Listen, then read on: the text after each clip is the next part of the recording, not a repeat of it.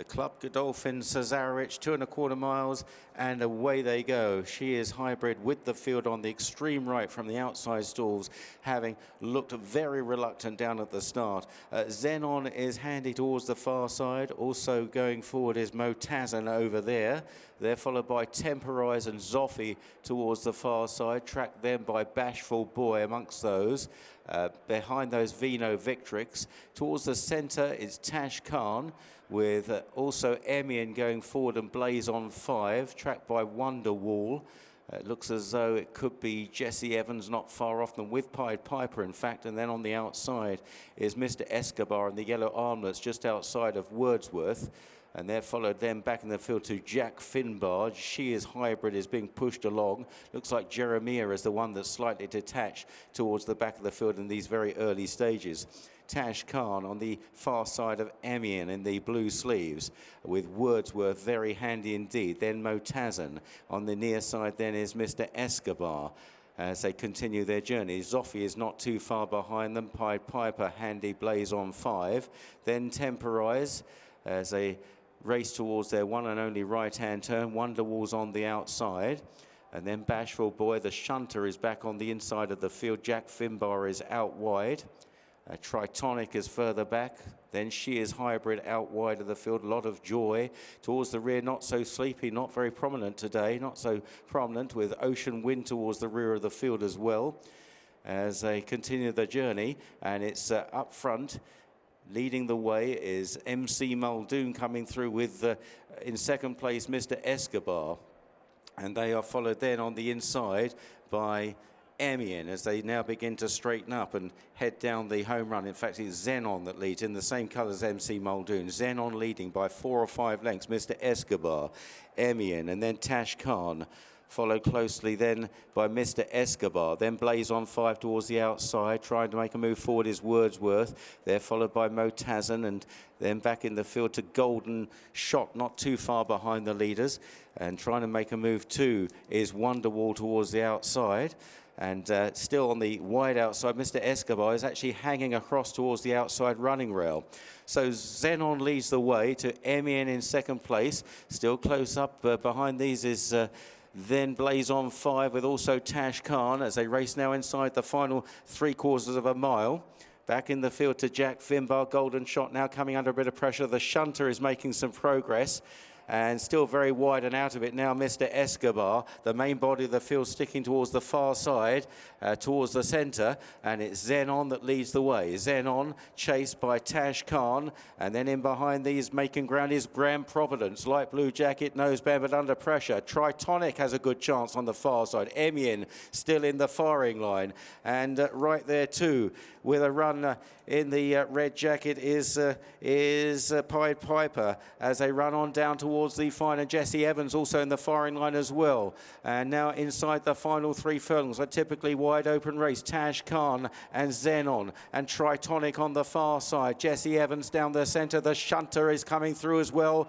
And then on the outside, She is Hybrid has got back into the contest, and the Shunter is coming through to take it up now as they run down into the dip. The Shunter going on from Tashkhan in second. Then She is Hybrid. Down the outside is Pied Piper with a late run. They head inside the final furlong. The Shunter, Tashkhan, Pied Piper trying to reel them in. It's the Shunter just out in front. Pied Piper closing. Tashkhan far side. The Shunter wins.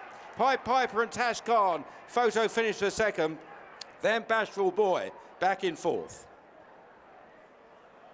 Well, it was a plan, 18 months in the execution, but Emmet Mullins has won the Cesarewitch with the Shunter. 10 years of age. What a trooper this horse is. What does he mean to you particularly for your career? He must be so significant to it. Yeah, there's many big stages he's brought us to, and to be still doing it at 10 years of age and adding a new discipline to his resume on the flat, so he's special. And so you were talking about this being an 18-month plan. Talk us about how it was first hatched and your route to it. I suppose that the Flat Maiden and Sligo just looked like a winnable opportunity, and from there we progressed to November Handicap and Nace. And coming away from there, we always knew there was going to be. He'd ran a great race, finished 4th. We knew there was a big pot in him, and it was just a matter of keeping our powder dry and having a bit of patience, and it thankfully paid off. And coming here today, the draw that you had, the ground that he was facing, were you feeling, as much as you can, fairly confident, fairly hopeful? Yeah, no, there was no negatives today. Everything's been going great. He was training well at home, and no, it all just came together, thankfully. James Doyle was just saying that it was just a case of trying to negotiate around, manoeuvre around those horses that were going nowhere, and he felt that he got to the front too soon. What was your take as you were watching? I suppose I've barely seen it from the grandstands, but no, I suppose with his past history, big handicap chases and hurdles, he likes getting in amongst them. He grows in confidence passing horses, and no, he's as tough as they come. Well, that's one plan out the way. What are we going to see him do for the rest of this year and next?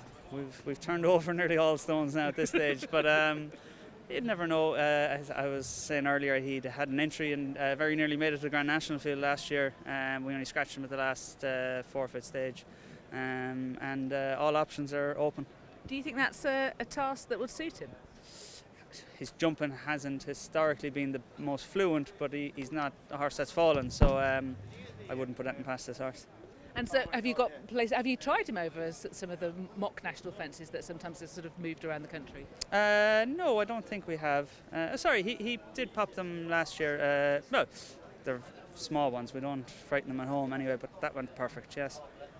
Okay, well, that would be exciting. I wouldn't put anything past this horse, even at the age of 10, would you? No, exactly, and 11 next year, so we won't. We still won't fault him. Okay, well, many congratulations, Emmet. Well done. Thanks very much. Thank you. Cheers. Cheers. Nice to see you. Thanks. Talk to James Doyle now in the colours of JP McManus. He's just won his first Cesarewitch on the Shunter. Tell me how it worked out. Worked out great in the race. Yeah, very happy. He's a horse that Emmet said to me that he can be a little bit headstrong, so the toughest part of today could be getting him to the start, but he was brilliant. He went down nice and relaxed. Early part of the race, he couldn't have relaxed any better, really.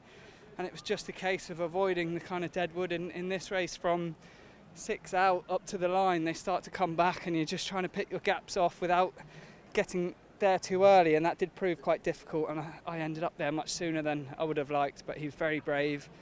He's been in some good battles over the years at some proper tracks, as we know, so he's well accustomed to that late on. He's a remarkable horse, actually, at the age of 10. A winner at the Cheltenham Festival, second in a Grade 1 chase at Aintree. Yeah, he's got a big engine, and you can see again today at the age of 10, his enthusiasm over the years definitely hasn't waned. He seems more up for it than he ever has been. And did you feel confident inside the furlong once you'd got that manoeuvring?